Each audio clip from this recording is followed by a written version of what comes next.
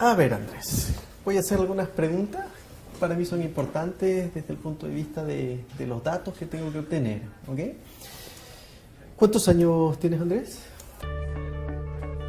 Objetivos generales. El objetivo de una entrevista médica es obtener una información histórica y médica necesaria en el tiempo que se dispone para la atención de un paciente, posibilitando las acciones de salud que corresponden oportunamente. Objetivos específicos. Competencias comunicacionales básicas. Etapas de la entrevista clínica. Variaciones de la entrevista según paciente y situación específica. Andrés, ¿qué tal? Marcelo Blacosta. Adelante, por favor. La entrevista médica es la parte más importante en la relación médico-paciente. Esta se inicia al primer contacto visual con él o la paciente. Un saludo cordial y afable es posiblemente la primera señal de empatía que puede uno transmitir a quien viene a consultar a un profesional de la salud.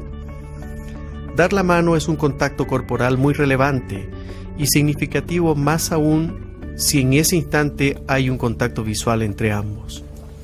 Hola Evelyn, buenos días, soy la doctora Ofil, me llamo Magdalena, pase, permiso. Quiero partir un poco con algunas palabras del doctor Ríos en su experiencia. Esto es una conversación coloquial. ¿Qué es la relación médico-paciente, doc, para usted, desde su punto de vista como internista, en lo que usted se ha movido? Bueno, desde el punto de vista general, la relación médico-paciente es lo mismo que la relación entre dos personas. La relación médico-paciente tiene una característica. Los enfermos van siempre asustados y los médicos nos creemos medio macanudos. Entonces, se establece una diferencia de altura que es lo que hay que vencer inmediatamente. Eso en general. ¿Y en qué lugar estamos? En el Hospital Docente de la Universidad del Desarrollo. Perfecto. La entrevista médica necesita un ambiente adecuado para realizar este encuentro. Cuando éste se realiza en una consulta o policlínico, la privacidad acoge la confianza. Cuando éste se realiza en salas de pacientes hospitalizados, se prestan a limitaciones de la información por parte de ambos, médico y paciente. Tanto médico como paciente deben estar cómodos para iniciar una conversación bidireccional. El primer consejo que yo les puedo dar de la práctica médica es que cada vez que ustedes enfrenten a un paciente, ustedes estén cómodos. El paciente siempre va a estar cómodo. Va a estar en una silla, va a estar acostado, puede estar sentado. ¿Y cómo estamos la mayoría de los médicos? Estamos de pie. ¿Y qué es lo que pasa después de 10-15 minutos de estar de pie? Uno se cansa. Y cuando uno se cansa, ¿qué hace? Apresura la historia. Cada vez que ustedes hagan una historia médica, una entrevista, pónganse cómodos. Traigan una silla al lado del paciente. Primer consejo, médicos cómodos para hacer una entrevista que sea tremendamente agradable. Sabiendo que el 80% de la historia clínica está concentrada en la entrevista médica. ¿Has notado algún bulto, alguna tumor en la mama? No, la verdad es que no me... ¿Casada? ¿Soltera? Soltera. ¿Pareja estable? Sí. El médico debe ir registrando la información a medida que fluyan datos relevantes. El registro actualmente se realiza en computadores u ordenadores, pero convencionalmente se ha hecho con lápiz o papel. La mayor parte de las veces el registro es una interferencia comunicacional, pero debemos entrenarnos en el equilibrio de la escucha y el registro. ¿Y tu hermano? ¿A qué te dedicas, Andrés? Estudio teatro. Y estoy en mi último año. Tu último año. ¿Esos son 4 o 5 años? 3 años. 3 años. Evelyn, cuénteme, ¿por qué viene a ver? Andrés, ¿cómo estás? Buenas tardes. Muy bien, gracias, Ricardo. Cuéntame, ¿qué te trae por estos lados? Bueno, vengo porque tengo un dolor en el codo de hace como 2 semanas. La primera pregunta de la entrevista debe ser abierta y con el nombre del paciente. Por ejemplo, don Carlos, cuénteme qué lo trae por acá. Posteriormente debemos dejar hablar al paciente espontáneamente, permitir al paciente expresar su mayor preocupación y lograr saber su real molestia depende exclusivamente del tiempo brindado que se le da. En esta etapa de la entrevista, el error más frecuente es que los médicos intenten dirigir la historia del paciente. Mientras mejor se explique el paciente, mejor para el profesional entender la razón de su visita. Aquí hay muchos ejemplos que los viven en el día a día. Yo quiero escuchar un poco lo que ustedes han vivido. A mí me pasó un poco que en tercero, al empezar con semiología, lo del checklist era difícil de no hacer. Y ahí uno tendía mucho a usar las preguntas dirigidas. Antecedentes mórbidos, antecedentes familiares, etc. Y después, cuando uno ya va adquiriendo más práctica clínica, se da cuenta que las preguntas abiertas generan una mucho mejor relación y generan que la información vaya saliendo sola, y ahí es mucho más fácil usar ese recurso para no hacer una encuesta al paciente y realmente hacer una entrevista. Y ahí uno se da cuenta que de a poco va dejando las preguntas dirigidas a cosas del final muy puntuales que no te quedaron claras, pero las preguntas abiertas como que es algo que es lo principal para obtener información sin transformarla en una encuesta. Suraj, pásale. Gracias, Mariana. Un problema que tuve yo en tercero al principio con la entrevista médica fue que al iniciar la entrevista con pacientes que eran muy dispersos, la entrevista se me hacía muy larga, con preguntas abiertas al principio. Y en el fondo lo que tenía que hacer era terminar con preguntas dirigidas, porque si no el paciente se me iba por las ramas y me terminaba hablando de toda su vida y yo nunca terminaba de terminar la anamnesis. Entonces, no sé, yo le quería hacer una pregunta. ¿Cómo enfrenta usted esos casos de pacientes tan dispersos y cómo limitar la entrevista a más bien terminar la anamnesis en el fondo? Lo que está comentando en este minuto, por ejemplo, Suraj, es eso. ¿Cómo hago yo para saber con quién estoy? Un secreto. Tú saludas al paciente, lo dejas cómodo y lo dejas hablar. En los primeros 2 minutos tú sabes si estás frente a un paciente tímido, si estás frente a un paciente que es tremendamente disperso, tremendamente adecuado, es un paciente de orden psiquiátrico, etc. Oye, los primeros 2 minutos tú estás trabajando demasiado toda tu capacidad mental, toda. No estás tocando nada, no vas a usar esto.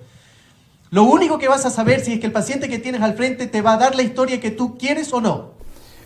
¿Por qué viene a consultar hoy día? Bueno, yo vengo a consultar porque hace como 3 días desperté y tengo como una molestia en el ojo derecho. En realidad como que veo borroso.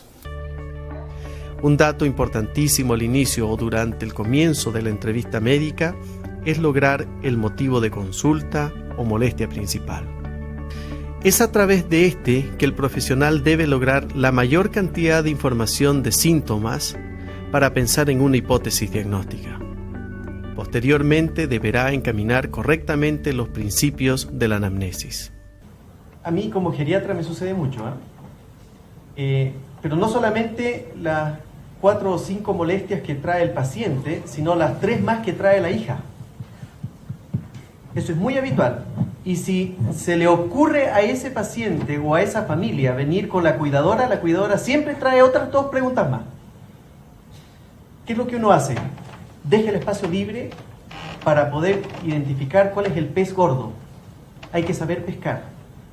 Y saber pescar significa cuál es la presión más grande cuando uno está frente a estas personas. El problema principal siempre va a pesar mucho más que el resto. Yo insisto, el concepto es dejar hablar.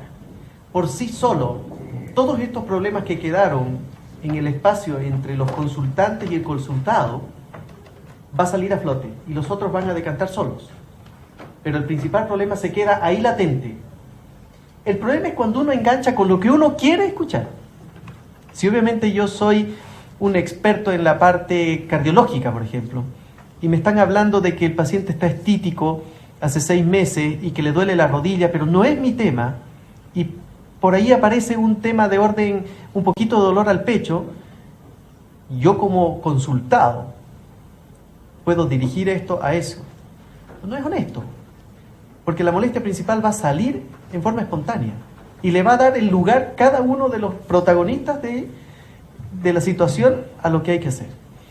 En otras palabras, hay que saber entender hacia dónde se mueve el problema de mayor prioridad. Todos son problemas, pero no todos son prioridad.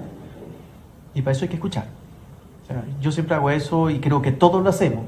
A mí me gustaría escuchar un poquito al doctor... Perdón, Fabián, ¿quieres comentar algo más? O sea, estoy completamente de acuerdo con eso. Y lo otro, también asegurarle al paciente en ese sentido que todas sus molestias van a ser tratadas, pero primero vamos a comenzar viendo lo principal. O sea, no hay que solamente encaminarse a la molestia principal y decirle que a la medida que pasa el tiempo, en realidad vamos a ir viendo los otros problemas. Eso. Doctor Canals, ¿qué hace usted con esa pregunta?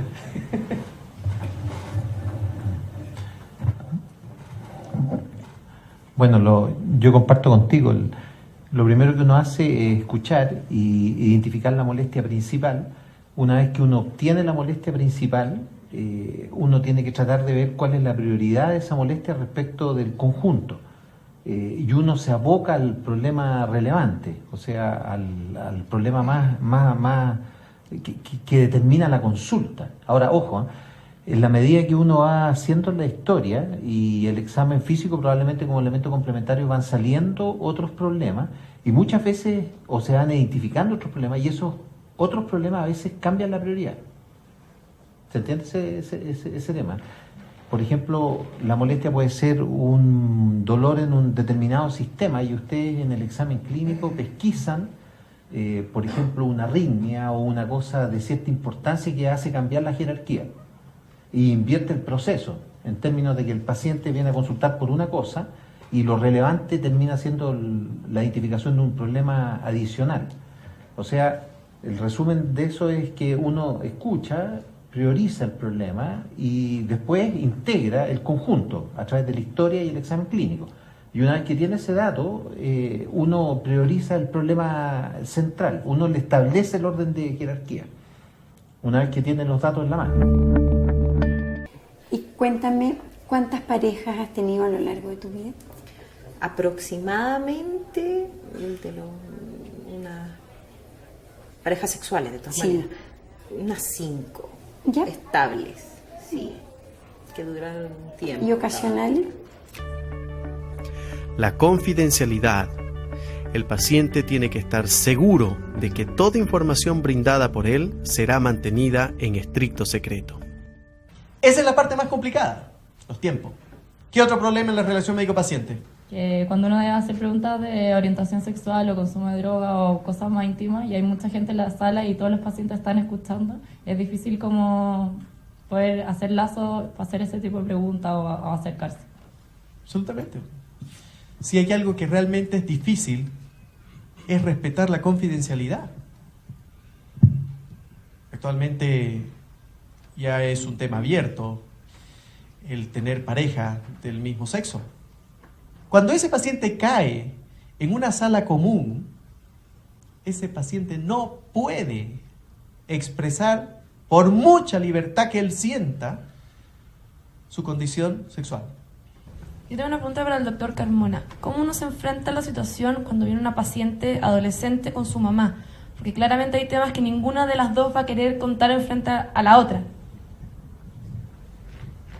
Sí, eso es interesante porque se da bastante frecuente, tanto con ginecólogos hombres como con ginecólogos mujeres. Bueno, ahí hay algo importante también que tiene que ver con la edad. De repente son menores de 18 y ahí la paciente es la niña, es la adolescente, ¿ya?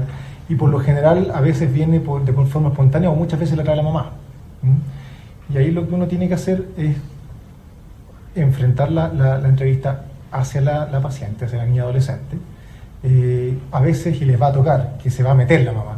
Y va a decir, no, es que esta niñita está pololeando hace tanto tiempo y yo la traigo porque quiero que se cuide. Siempre tratar de enfocarse, me parece muy bien, mamá, señora, pero enfocarse ojalá a la paciente adolescente. Y en el momento en que estamos llegando a un terreno que puede ser complejo, porque tenemos que preguntar si la niña empezó la actividad sexual, o si la niña usa métodos anticonceptivos, o si consume drogas, o si la niña fuma, porque de repente pasa que las mamás o los papás idealizan a esta niñita que es mi guaguita, qué sé yo, y a lo mejor la niña hace rato ya que dejó de ser la niñita ideal, la niñita guaguita que está frente a ellos.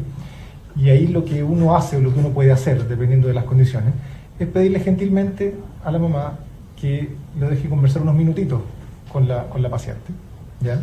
No mandarla para afuera, decirle, ¿sabe qué, señora? Váyase, o venga con la hija sola, sino que dejarla hacer unos minutitos, preguntarle si le parece bien, si se puede, y uno ahí hacer las preguntas más concretas respecto a actividad sexual, a uso anticonceptivo, a consumo de tabaco o de droga. Y se van a encontrar con que a veces las pacientes ya han conversado esto y no tienen en el fondo ningún secreto. Otras veces sí, y ahí lo que uno tiene que hacer es mantener la confidencialidad, y uno puede sugerir, ojalá, sabes que sería bueno que esto lo conversara y lo hicieras transparente con tu familia, pero ahí uno tiene que enfocarse en el fondo en la paciente, al adolescente. Los temas pueden ser súper complicados, pero al final les va a tocar, y la mayoría de las veces les va a tocar, que las consultas siguientes las cosas han cambiado. Si ustedes han conversado con la niña y le han hecho ver que en el fondo hay una preocupación de los papás, se van a encontrar con que no tienen ya que guardar secretos y echar a la mamá para afuera un ratito, sino que ya ha habido conversaciones a ese respecto. ¿Cómo te diste cuenta que no podías ver por ese ojo? Porque desperté y veía como, eso que le contaba, un poco nublado. Correcto. Pero cuando me di realmente cuenta fue en la noche, cuando venía manejando. Perfecto. Y esto fue en forma súbita entonces, no es que hace un tiempo vienes experimentando disminución de la visión. Habilidades básicas para entrevistar. Observar. Una observación cuidadosa y adecuada hacia un paciente puede brindar mucha información sin necesidad que exista comunicación verbal. Sí, tengo un poco de frustración, de rabia. Con él, conmigo, con todo. Entonces Escuchar activamente.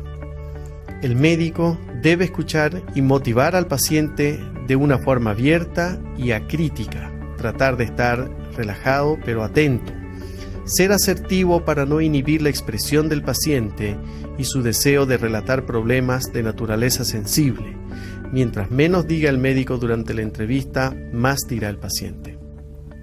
Que yo encuentro difícil cuando a uno le están contando algo como impresionante o fuera lo común no poner cara o no cambiar el tono de voz.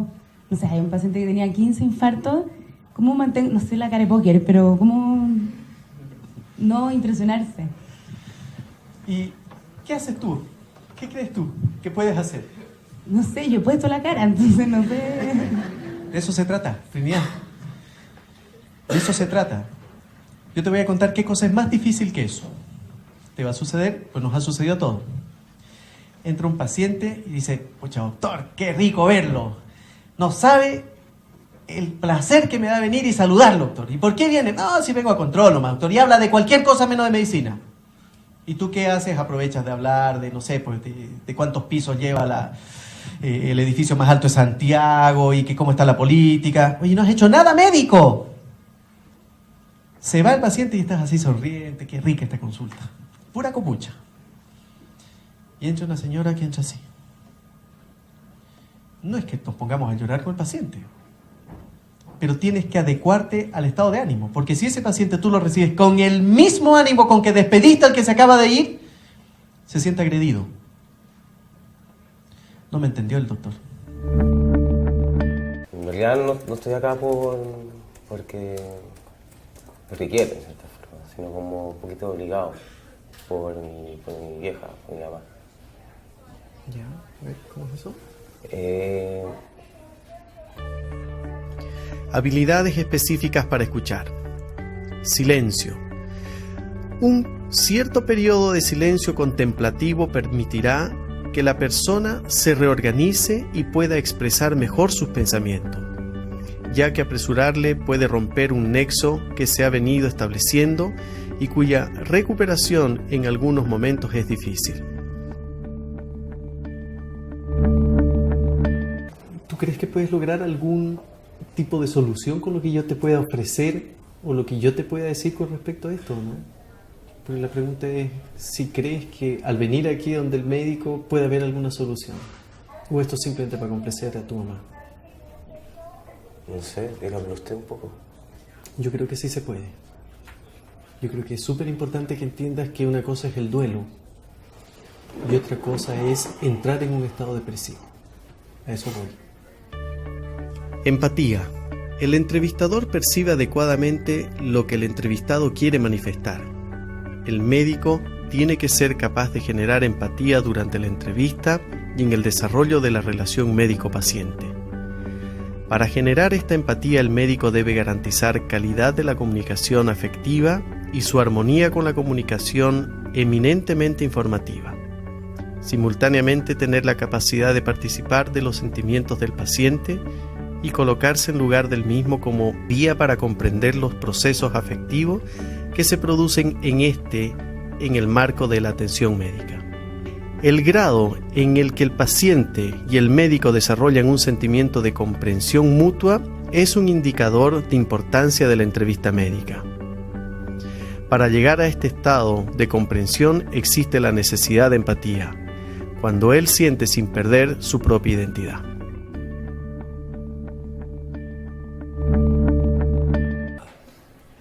¿Para orinar ha tenido alguna dificultad, alguna molestia en el último tiempo? No. La Coca-Cola nomás me produce problemas. ¿Lo hace orinar más seguido? Me genera dificultad. ¿Dificultad para orinar? Ya. Sí. ¿Cómo lo nota eso usted? ¿Tiene que hacer más fuerza para orinar? Claro. Sí, trato de no tomar tanto. El médico debe mostrar aceptación a su paciente, admitiéndolo tal como es, sin reprocharle sus conductas y planteamiento, y mostrarle el respeto que merece como ser humano. Es que en realidad no tiene que ver como es en sí la forma en que se mató. Okay. ¿Y qué tiene que ver? Tiene que ver como con algo no solucionado, con un poco de raya, la realidad. ¿Tú dices frustración dentro de la...? Sí, tengo un poco de frustración, de rabia. Parafrasear. Se entiende como la repetición en las propias palabras del médico de lo expuesto por el paciente. Este breve replanteo de lo que el paciente expuesto les da a ambos la posibilidad de corregir errores o malas interpretaciones. Recursos de entrevista verbal. El silencio. Facilitación. Confrontación. Interpretación. Aceptabilidad. Reflexión. Soporte o apoyo o empatía. Transición. Mi mamá me ha estado insistiendo que tengo que venir al doctor. Ella dice que estoy como medio depresivo, según ella, encuentro que no. Y no sé, vine acá como a ver en realidad, como a saber. Okay. Silencio. Es útil en los pacientes poco habladores. Se debe permanecer en silencio, prestando atención y manteniendo contacto visual directo. Es importante utilizar el silencio en forma correcta. Si hay un excesivo uso de este, el paciente puede malinterpretar como un gesto de indiferencia o falta de conocimiento. ¿Te han operado alguna vez? Sí, me saqué el apéndice. ¿Ya? Pero fue un error porque no fue apendicitis, sino que el doctor me explicó que fue una gotita de sangre que me cayó en el peritoneo. Entonces eso me provocó el dolor. Y de pasadita me sacaron el apéndice igual, pero no más que eso. Aprovechando que están ahí. Aprovechando la intromisión en mi cuerpo, claro. ¿Ya? Facilitación. Esto promueve al paciente a continuar hablando sobre el tema y puede hacerse a través de gestos con las manos o asentir la cabeza o palabras cortas. Ejemplo, continúe por favor. Siga. Sí, yo creo que tiene que ver con un resfriado, porque casi todo lo que estaba en mi familia, mi mamá, mi hermano, estaban resfriados, entonces parece que ahí vine yo a resfriarme. Claro. Y actualmente tú me decías que estás con tos. ¿Y esta tos es seca o con expectoración? Confrontación. Busca resaltar algo específico de la historia a través de dirigir la entrevista a un hecho relevante que para el paciente no parece importante, pero sí para el entrevistador. El exceso de confrontación arriesga la relación médico-paciente. No sé si que me cae bien o me cae mal, pero como poco. Como que no puedo comer como con normalidad. No es que coma poco porque tiene susto que le pase algo, sino porque no siente ganas de comer. Claro. No siente ganas de comer. Interpretación. Ir interpretando al paciente conduce y ordena mejor al relator. Esto se logra a través de la interferencia durante el relato del paciente, pero debe ser sutil y coherente. ¿Alcohol toma? Lo social, ¿no? O sea, estando solo yo, la verdad es que no tomo, no me dan ganas de tomar nada. En una fiesta me tomo un par de cervezas, a lo más un vaso de vino, porque Pero moderado en general. No, de ahí ya me patea, no me gusta, me empieza a dar asco el alcohol. Aceptabilidad.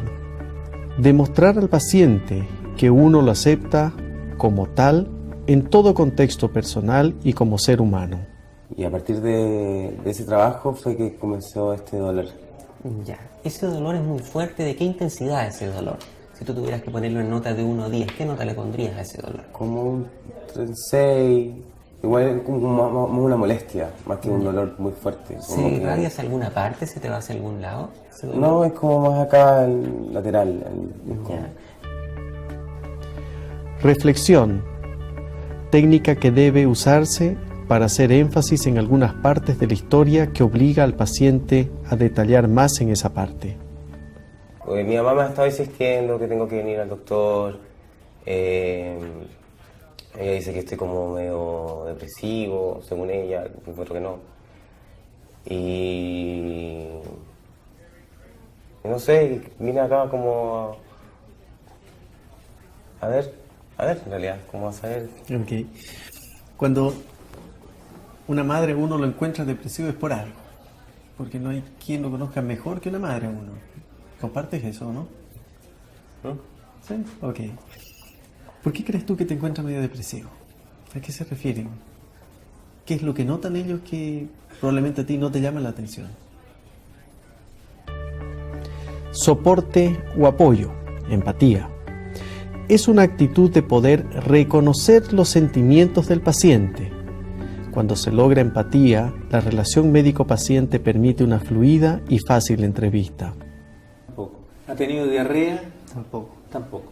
Y hablemos un poco del dolor. ¿Dónde siente usted el dolor? Transiciones o conectores verbales.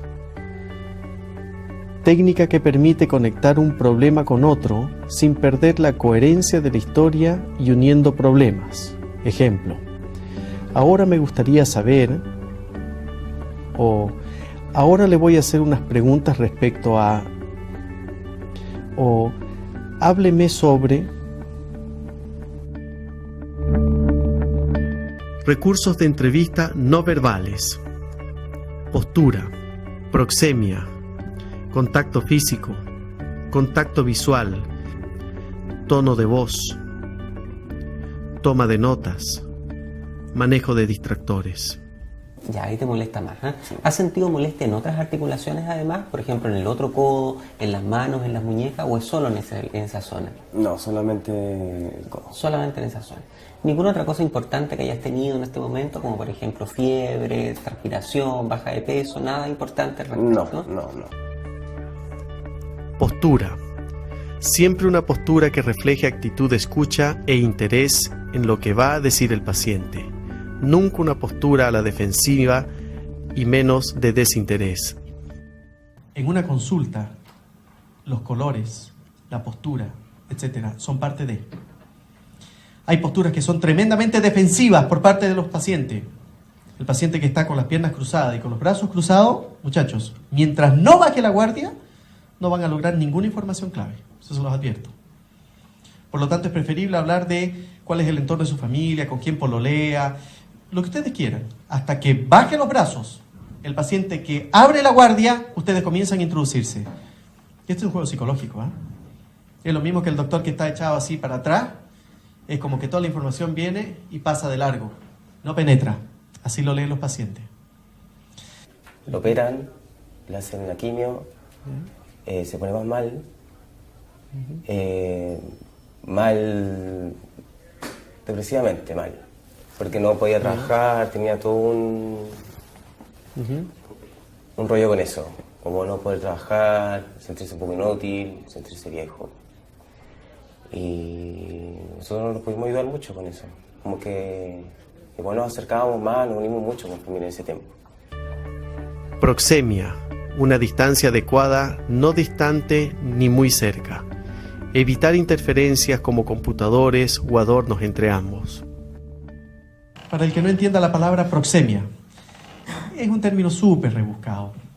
Y la proxemia no es otra cosa que el espacio que existe entre dos personas. Pero no es el espacio de los 3 o 4 metros que me están diferenciando en este minuto de Mario. No es eso. Es cuál es la actitud que tiene Mario frente a mí y la que yo tengo frente a él. Eso es proxemia. ¿Qué entorno tengo?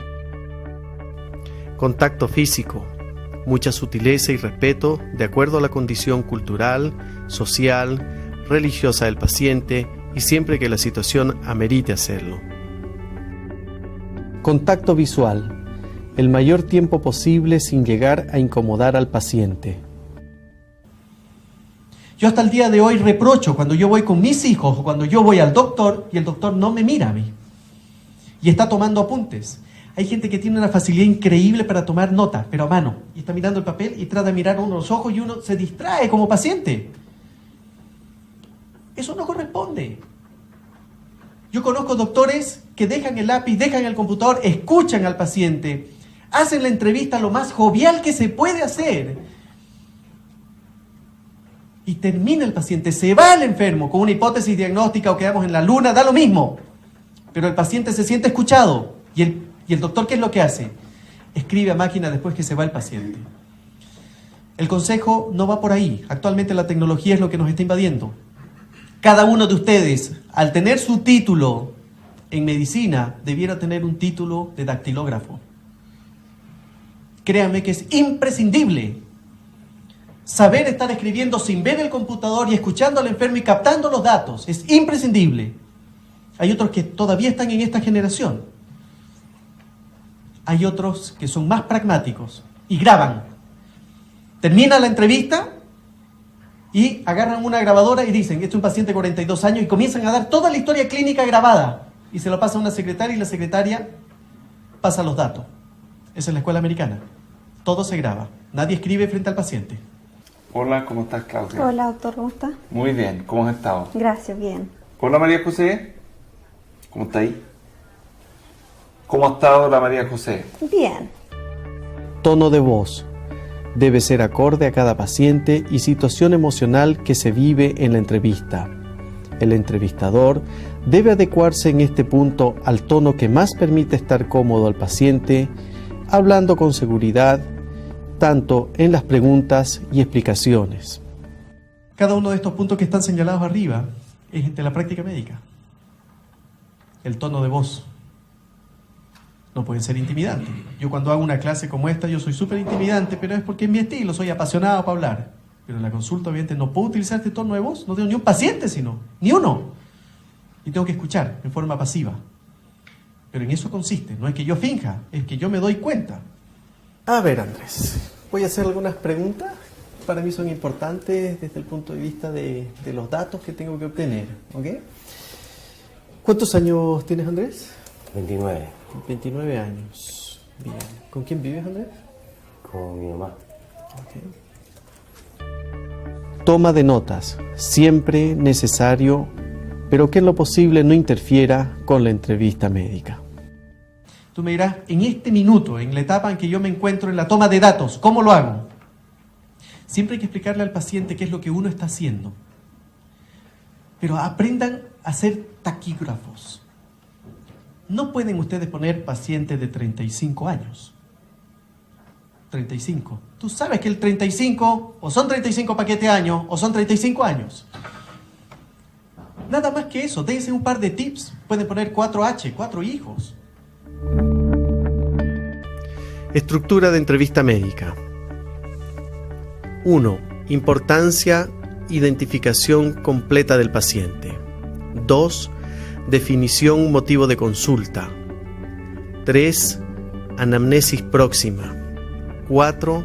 Anamnesis remota, que incluye hospitalizaciones, traumatismos, antecedentes quirúrgicos, alergias, inmunizaciones, medicamentos o fármacos habituales, hábitos, defecatorio, miccional, alimentación, ejercicio, alcohol, tabaquismo, drogas, antecedentes sexuales, antecedentes familiares, antecedentes sociales. 5. Revisión por sistema. Variedad de entrevista. Existen diferentes variedades de entrevistas médicas. Mencionamos entre estas la entrevista pediátrica, ginecológica, obstétrica, geriátrica, psiquiátrica, urológica, de adolescente, etc. Yo soy neonatóloga, de hecho, el extremo de la vida, y ahí ustedes saben, la prematurez es más extremo aún.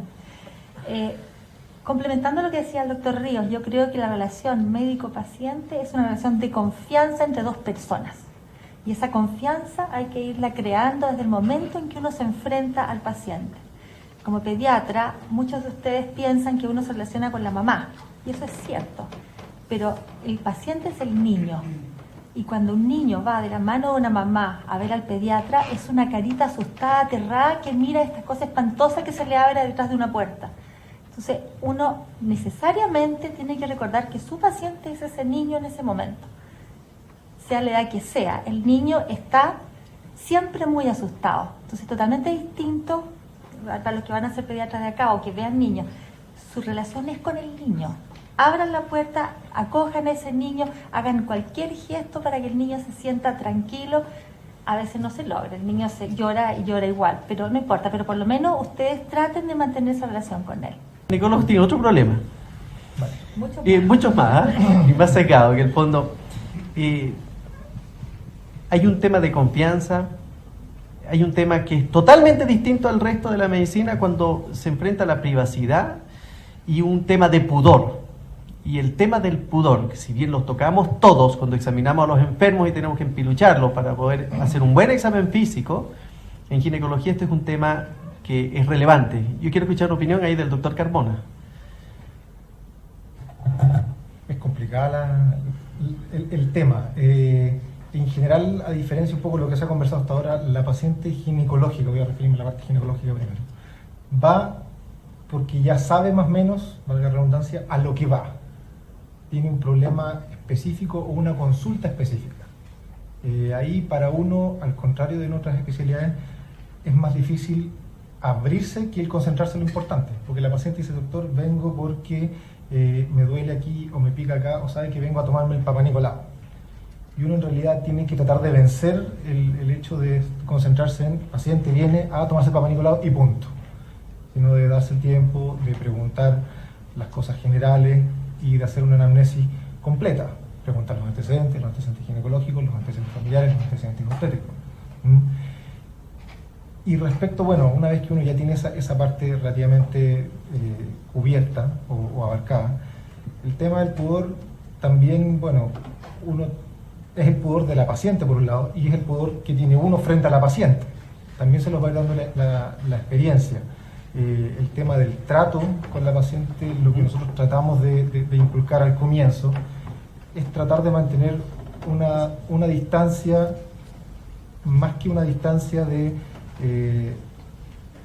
verticalidad, de que yo soy el médico y yo sé más que usted, versus usted que no está viniendo a preguntarme. Es más que nada una distancia de mostrar respeto.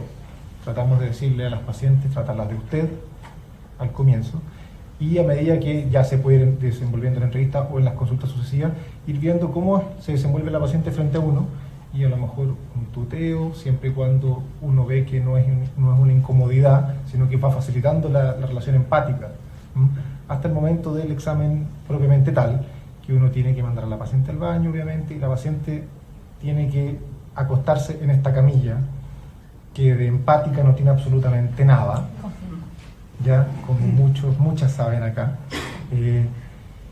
Y lo que uno tiene que tratar ahí es conversar permanentemente, o sea, siempre estarle informando a la paciente de lo que uno va a hacer, de ojalá cómo lo va a hacer, dentro de lo posible tratar de mantener contacto visual, y eso ojalá tratar de mantener a la paciente lo más relajada posible, ¿ya? Otra de las cosas que nos genera complicaciones en el momento del examen físico, obviamente tal al examen ginecológico, es cuando tenemos que usar este aparato poco amistoso que es el espéculo, ¿ya?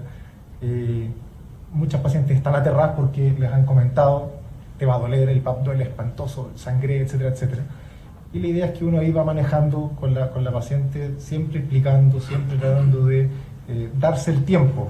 Ese es un problema que también tenemos, que a veces estamos un poco apurados porque tenemos que ver otra paciente más, qué sé yo, hay que irse a otro lado, pero tratar de, ojalá, tomarse el tiempo necesario, sobre todo si es una paciente que consulta por primera vez, ya sea con ustedes, o más aún si es primera consulta que tienen frente al ginecólogo. Una pregunta para el doctor Kopman. ¿Cuál es la principal diferencia que tiene la entrevista psiquiátrica con la entrevista médica típica? ¿Con qué tener cuidado? Y si es que hay algunos datos esenciales que a usted le gustaría resaltar en la entrevista psiquiátrica. Afortunadamente cada vez son menos las diferencias y esto se ha vuelto a ser un acto médico como siempre debió ser. La principal diferencia tal vez es que no hay examen físico. Si existe, uno empieza a desconfiar del psiquiatra, No hay examen físico, naturalmente. Hay un tiempo que normalmente es un tiempo un poco más prolongado. En una entrevista, si se dan las condiciones, uno está 30, 40, incluso hasta una hora podría estar con un paciente. La aspiración que uno tiene durante la entrevista psiquiátrica es saber quién es y cómo ha llegado a ser quien es la persona que uno tiene al frente. Y de esa manera entonces uno enfoca una serie de preguntas que tienen que ver con la historia personal, con su desarrollo, etcétera, de tal manera que muchas veces, promediando la entrevista o hacia el final de la entrevista, la causa de consulta, el motivo de consulta, nos aparece bastante claro. Uno no parte preguntando por qué viene, muchas veces uno parte preguntando por la situación social, familiar, por la historia de vida, etcétera, y uno se empieza a enterar que esta persona está sola, que esta persona se ha quedado viuda hace poco tiempo, que ha recibido un diagnóstico importante o que tiene una situación de amenaza, etcétera. Y de esa manera entonces se nos empieza a hacer claro el motivo de consulta. Ahora, en esta idea de saber quién es y cómo ha llegado a ser la persona que uno tiene al frente, uno debe tener claro, igual que en otras áreas de la medicina, que uno está enfrentando a una persona que está vulnerable y por lo tanto otra tal vez diferencia es que la asimetría de la relación médico-paciente y la situación de poder se hace muy grande, es decir, uno tiene que ser consciente de que la persona que tiene al frente es una persona que está en un momento especial de su vida y que está particularmente frágil y por lo tanto uno debe ser cuidadoso. Segundo, asegurar confianza, es decir, asegurar privacidad de los datos, investigar adecuadamente si no existe riesgo para sí mismo o para terceros.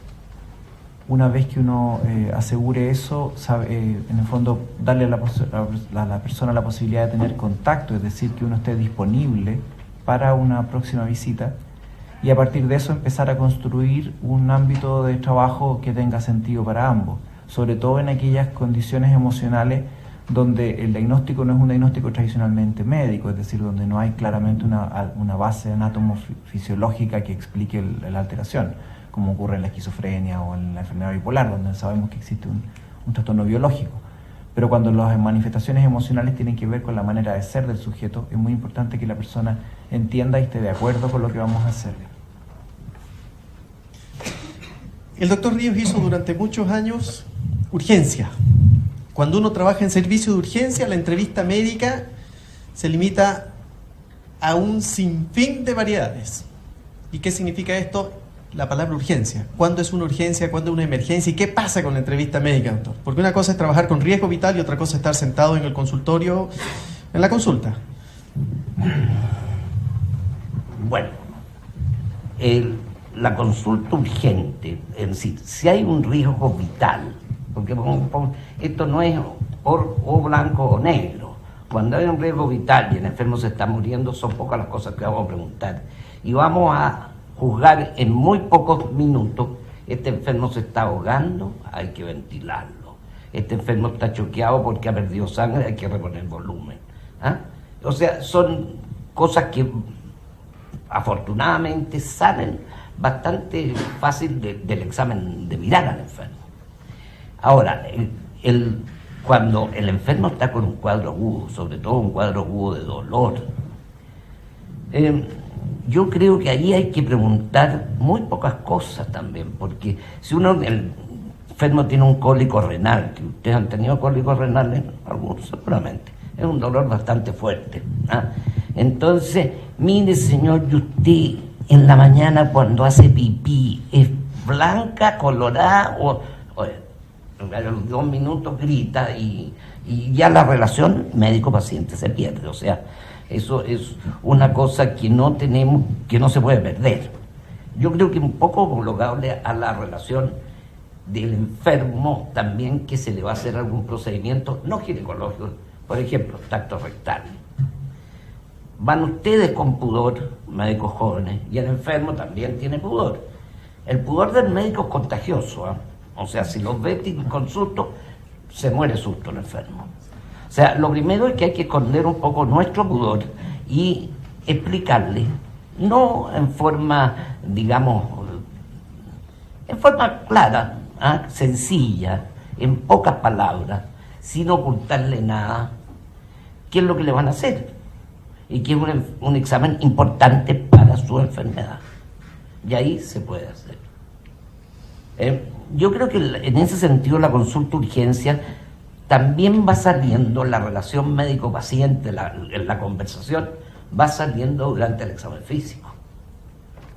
Si uno del enfermo se ha quejado de poco dolor abdominal y uno al examinarlo encuentra que tiene una reacción peritoneal, van a ser otras preguntas que van a salir.